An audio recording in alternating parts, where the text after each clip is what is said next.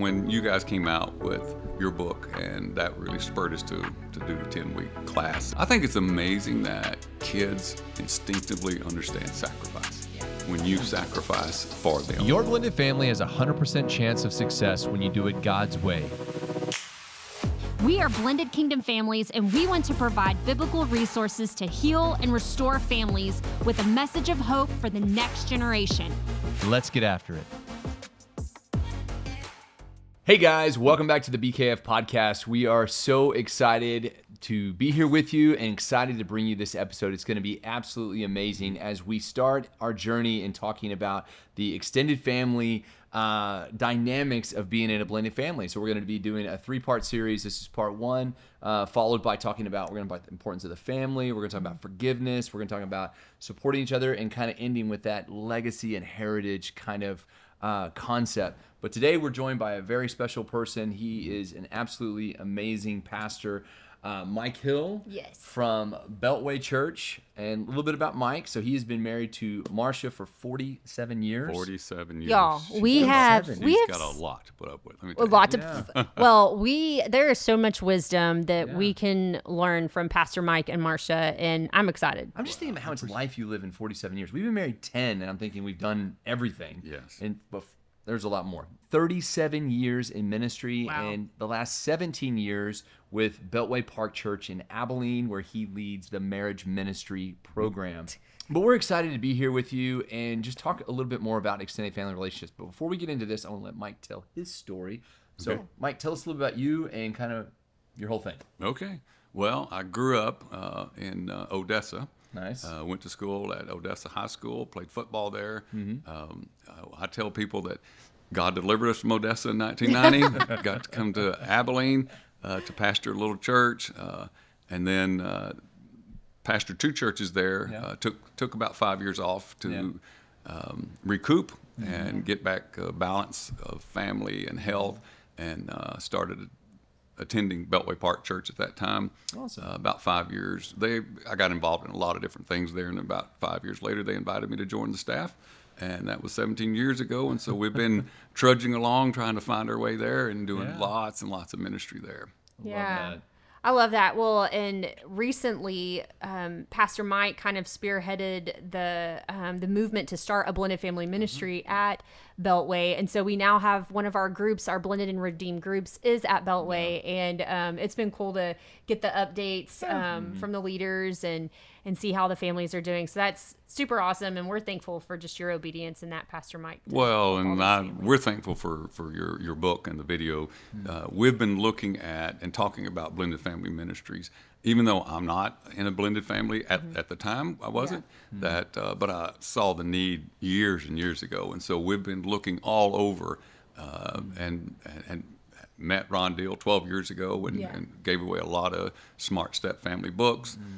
But it's when you guys came out with your book, and that really spurred us to do the 10-week class, and I love that. We're in the middle of it right now. Oh, I absolutely love that. Well, and one thing that we learned about you, Pastor Mike, when we got to visit was that you're a step-grandparent. I am. And I was like, this is something that honestly, there's really not much of any resources out there for step-grandparents. No, there's not. And that's one of the reasons why we thought it would be so amazing to bring Pastor Mike on and just get his perspective and, experience and the things that you've gone through to share, because I know that there were a lot of step-grandparents out there. Your mom was a step-grandparent. And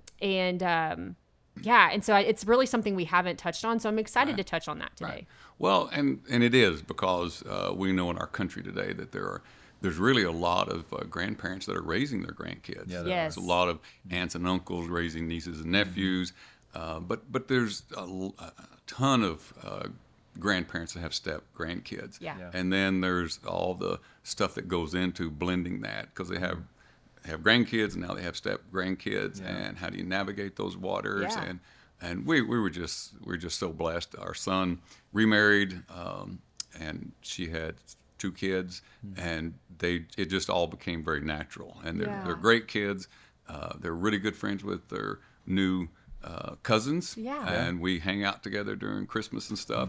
But yeah, there may be a little bit of challenges, but encourage grandparents to just jump right in and be a grandparent to that child, because they need healthy grandparents. Yes. Well, and walk us through, again, I'm trying to look at it kind of one side on the more logistics side. So you had grandkids before, and then had 5, right? And then you have 2 new ones. And how old were they when you got introduced to them? Oh, they were like, let's see, 3rd and 5th grade. Okay. Right? Yeah. All right. Yeah. So, and we talk a lot about, and I'm sure it's probably the same, like little kids, they just want to have fun. They do. They just like, I get new grandparents, I get more presents for Christmas, and these are good times. Birthdays. But just kind of walk us through kind of, how you emotionally prepared for that as you kind of heard the news. Right. I can imagine you kind of heard the news introduction maybe when they were dating, and you're like, okay, this is moving on to marriage, and now all of a sudden they are a part of your family. Kind of just walk us through maybe yours and Marcia's kind of view of that, and kind of how that process went. I'd like to say that we were champions and heroes for that, right? Yeah. But bottom line is, my son and Crystal, Shane and Crystal, are such a great team that they make. It's one of those that you can just tell they are right together. Yeah. That's awesome. And then he picked up that role as stepdad, which I think is also fascinating. Because we all have names, right? Yeah. My wife, Marcia, when our first grandchild was born, Garrett, we kicked around, so what are we going to be called? Yeah. You got to do that, right? We talk about that all the time. Yeah. And she said, I am absolutely not a granny. I'm not that old. And so we landed on Nana and Pops, right? Yeah. Okay. And so step-parents have to deal with the same thing. So I just, it's fascinating to me. I love it that my step-grandkids call my son Squishy. Right? Because they have a dad. That is right? so cute. And to go down there, and it's so natural for them. They just, every time they refer to, hey, Squishy, we're going to do this. And, that is so funny. I love that name. Well, and they live in Levelland. He works at South Plains Junior College. Yeah.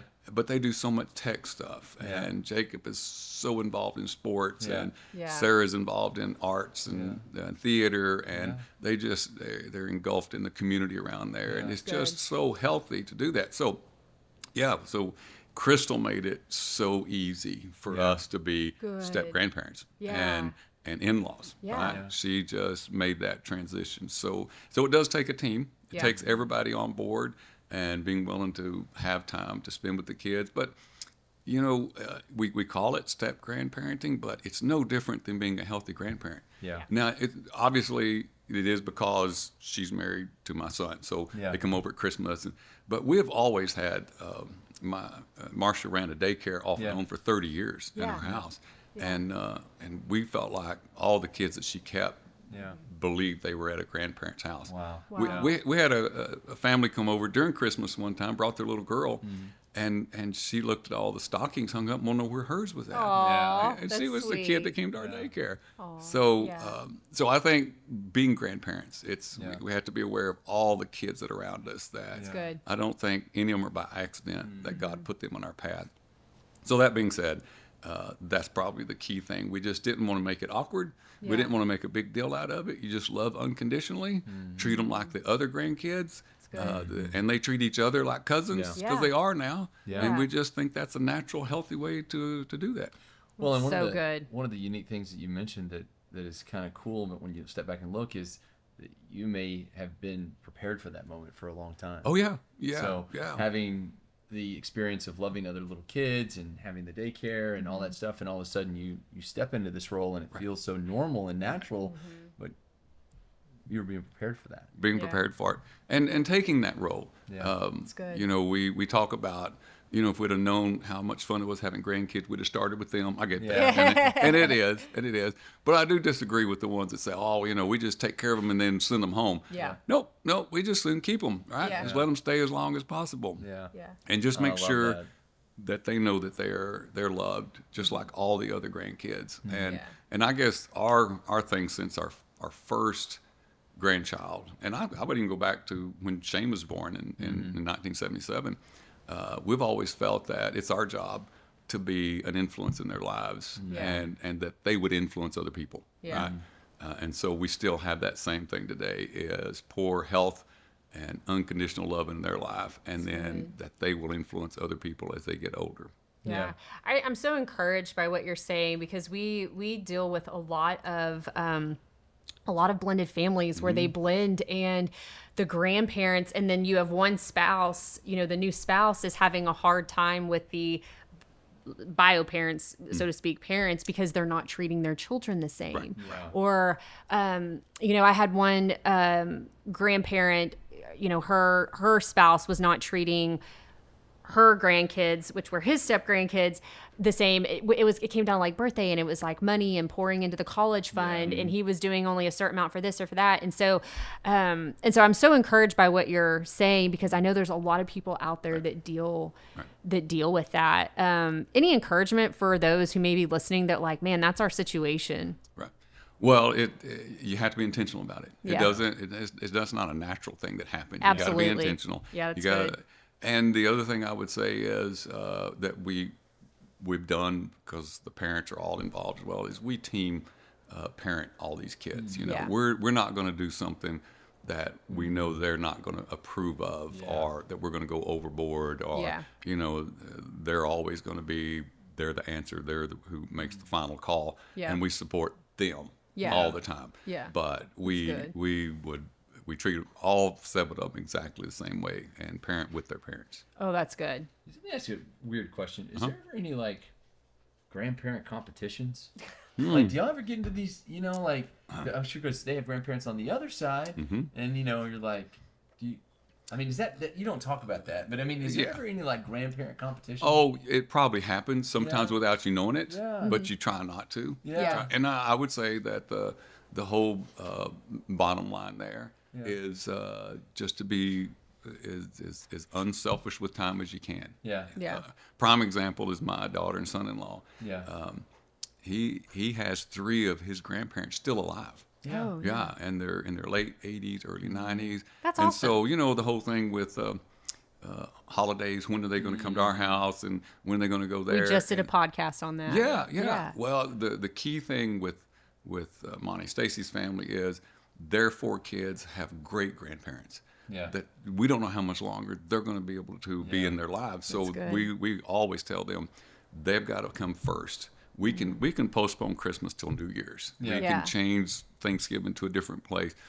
Let them be around their great grandparents, because that's something not everybody gets to do, and they're great people. So it's just that's a good perspective. Just try to not be as selfish about that or demanding, and we love Monty's parents, and so it's same thing. We just work together for the health of the family.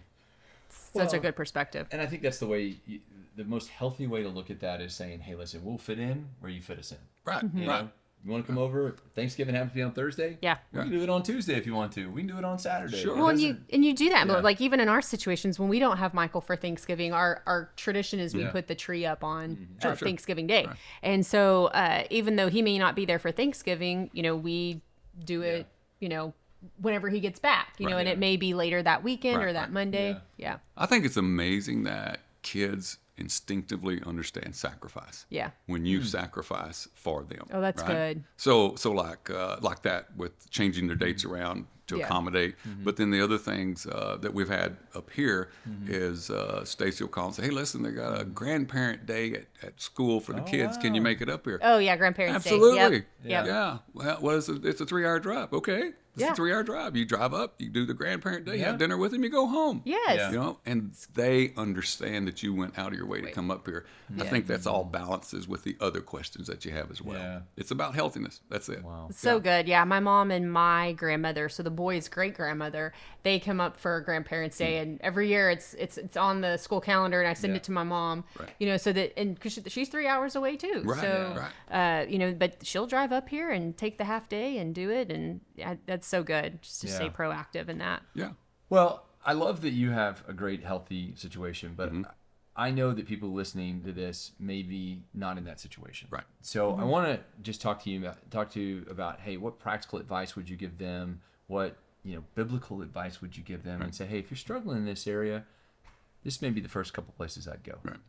Well, I would always look at biblical parenting, biblical marriage, because Because because we lead Reengage at Beltway. It's about healthy, godly marriages.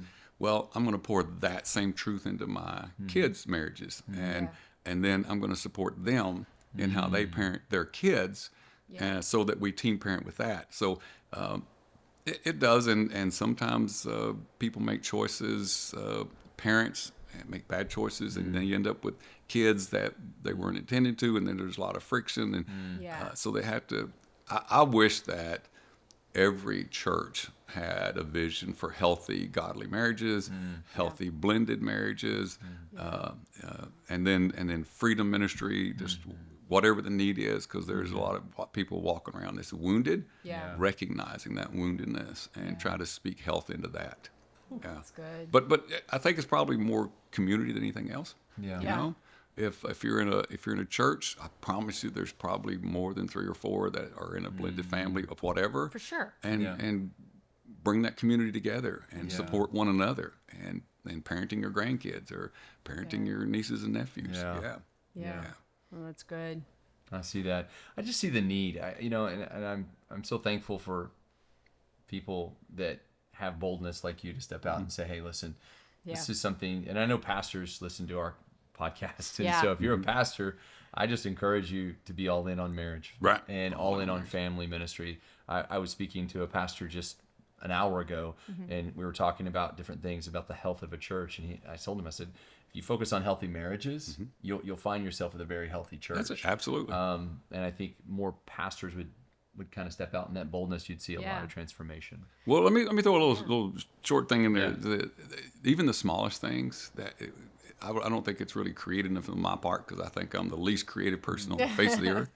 But there was a period of time where we didn't get to see our first grandson as much as we wanted to, and a whole lot of details behind that. But so I determined that, okay, if I can't see him on the weekends and then he lived in Abilene, and he was we had started taking him to pre-K when we were the daycare for him. So I went to his pre-K teacher and said, "Hey, can I come up once a week and read to your class?" And she said, "Oh, absolutely. Yeah." So I started. Now he's 22 now. I started when he was in pre-K, and reading to his class. It would sound like, well, see, you get that time with your grandson. Well, you do. You inherit about 25 grandkids every time you do that. And I did that for at least 6 years, until they started reading bigger books than I'm reading. And so then we went up and hung out and had lunch with them until he got in high school and you couldn't do it anymore. So all through elementary and junior high, every week, just being there so that we could interact with him and it's always going to be around his friends, always. Yeah. Well, to piggyback off that, I mean, because you kind of said something, Pastor Mike, about, there were some things going on. Like, what unique challenges have you faced as a step-grandparent, and how did you overcome those? Okay. Well, probably you have these in your mind about what's going to happen or could happen. And we just didn't, because we all agreed in principle about what's healthy. And so Crystal immediately made Garrett part of everything that she did, because that's her stepson now. And so it was just a natural flow. I didn't have to deal with a lot of the things, but I've dealt with people that are dealing with them. And I just tell them to love them unconditionally, have a lot of patience, and don't give up on them. Don't give up. Well, that's good. No, I love that. That's perfect. Well, we're coming to the end of our time. Obviously, we love speaking into blended families, and we know that you do as well. The name of our ministry is Blended Kingdom Families. So we ask the same question of every guest who's ever been on our podcast. Is what is a blended kingdom family to you? A blended kingdom family, and that has such a big, wide audience, because I think almost everybody in church is affected one way or another. So whatever it is that attaches a blended to it, is absolutely, it's about kingdom values. And if we hold on to those kingdom values, then it makes everything else work. Just like when I counsel with couples, and you know this because you counsel with them, when you start hearing about all the problems they're having, and you realize there's no biblical foundation there. Well, let's have a biblical foundation, and all that stuff will seem to go away then. It's just not there anymore. Because you put those principles into place, and it's the same thing. Yeah. It's principles into place. Yeah, you've got that foundation. Right. Well, I think it's absolutely the truth. And in counseling, you can see that 1,000 times and have the exact same answer 1,000 times. Yeah. You know? And it's funny to me, it's probably happened to you every time, is they complain about all the things going on, and you start out saying, well, if you'll just build a healthy foundation, and before long they're doing just like you're doing, but that's they're going, oh yeah. And before long they're going, absolutely, yes, that is it. That's what. So it's not actually what's going on. Yeah. It's what's missing. Oh, that's good. Let's add to what's missing and make what's going on healthy. Yeah. And then it all works so much better. God honors really God. Good. Well, that's good. I think it speaks to the vision of the ministry, which is basically when Vanessa got this vision was, the cross was the centerpiece between blended and connecting the family. Right. So the kingdom is the cross. Right. And so we love that. And we're just thankful for you. Yes, thankful for Pastor your Mike, heart. thank you so much for sharing guys. with us today. I know there's at least one person out there who's been encouraged or took some nuggets away from this. I know I did. So yeah, we appreciate you so much. Well, we just want to encourage you, if you are in the Abilene area or the Big Country. Big Country, It's been a while. Big Country. I've been there. I've been separated from the Big Country for a while. So anywhere around Abilene, we just encourage you to check out Beltway Park Church. It's an incredible place. Pastor Mike does an incredible job leading the marriage ministry, not only for re-engage, but for blended families and for all the things that you guys do. Premarital. Right. Yeah. We just love that is a place of healing and a place of ministry. So if you're in that area, check it out. Guys, thanks so much for being with us today. We hope you enjoyed this. We're going to be continuing this series with talking about extended family relationships over the next 2 podcasts. So tune in for those. And guys, take care and have a wonderful, wonderful day. Be blessed in all that you do. Hey guys, so glad you were here with us today, and I hope you enjoyed today's episode. And you can find more resources from Blended Kingdom Families at blendedkingdomfamilies.com. Join us again next time as we hang out with more amazing podcast guests. And remember, nothing will be impossible with God.